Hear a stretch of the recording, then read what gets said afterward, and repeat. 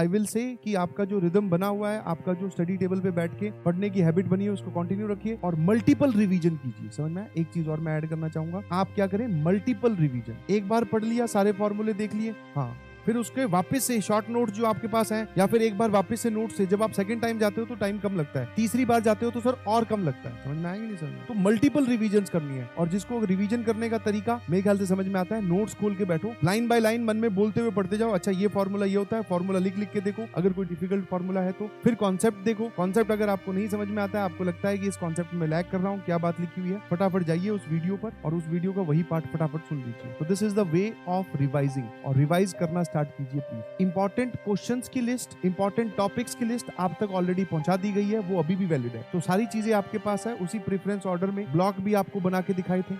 Revision करना आप start कीजिए। जो चैप्टर्स आते हैं उनके लेक्चर्स नहीं देखने बेटा, जो आता है वो नहीं देखना है, वो नोट से ही सीखना है आपको। जो नहीं आता, एकदम वीक है, जो आपको आइडिया नहीं लगेगी ये बात क्या लिखी हुई है, सर ने क्या बोला था, वो जाके आप देखिए। समझ में? सारा नहीं देखना है। लेक्चर्स के थ्रू, वीडियो लेक्चर्स के थ्रू रिवीजन नहीं होती है। खुद सोच, 10 दिन बचे हैं, तू एक चैप्टर को रिवाइज करने बैठेगा वीडियोस के थ्रू। एक चैप्टर में मान लो मैंने 5 क्लासेस ली हैं, तो 5 इंटू 2 10 घंटे का कंटेंट हो गया। एक दिन में तू एक चैप्टर रिवाइज कर पाएगा? और अभी सर एक दिन में एक चैप्टर नहीं, हमें 2-2 3-3 चैप्टर रिवाइज करने पड़ेंगे। क्या मेरी बात समझ गए? हाँ बेटा, अपने अपने दर्द यहाँ लिखने की जरूरत नहीं है कि मुझे कोनिक सेक्शन नहीं आता, मुझे कॉम्प्लेक्स नहीं आता, तो उस पर आपको टाइम रहते हुए जागना चाहिए था। बट फिर भी मैंने आपको बताया कि जो आपका डार्क एरिया है उसमें आप मिनिमम प्रिपरेशन करके जाओ। टेंजेंट का इक्वेशन, वो जो इंपॉर्टेंट टॉपिक्स की लिस्ट दी है उसमें बताया है, टेंजेंट की इक्वेशन देख लो कैसे लिखते हैं, स्टैंडर्ड पैराबोला, स्टैंडर्ड एलिप्स में एसेंट्रिसिटी कैसे निकालते हैं। तो ये सब बातें आपको बताई गई है आप ही के लेक्चर के वीडियोस में, तो वो आप कीजिए, तब जाके आपके नंबर आए। ठीक है? जिनको लग रहा है कि सब भूल गए, तो एक बार जैसे ही आप अपने नोट्स के दर्शन करोगे, अपने आप सब याद आ जाएगा। ठीक है? और इसके अलावा फिर भी लगता है कि आपको टाइम बचेगा, तो जो पीवाईक्यूज मैं थोड़े बहुत छोड़ दूं, इसके अलावा भी आप 10-15 पीवाईक्यू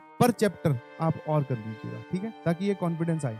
ये बात बहुत इंपॉर्टेंट है, और जो इसको समझ गया वो जानता है उसका क्या फायदा हुआ है जेई मेंस फर्स्ट अटेम्प्ट में। जिन्होंने